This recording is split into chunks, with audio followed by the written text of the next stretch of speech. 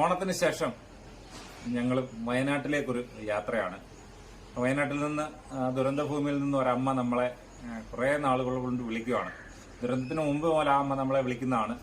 അപ്പോൾ ആ അമ്മ ഒന്ന് കാണാൻ, അമ്മയ്ക്ക് മറ്റാരും ഇല്ല എന്നാണ് പറഞ്ഞത്. അപ്പോൾ ആ അമ്മ പറഞ്ഞതിൽ ഉള്ള സത്യാവസ്ഥ മനസ്സിലാക്കാൻ വേണ്ടി വയനാട്ടിലേക്ക് നമ്മളൊന്ന് പോവാണ്.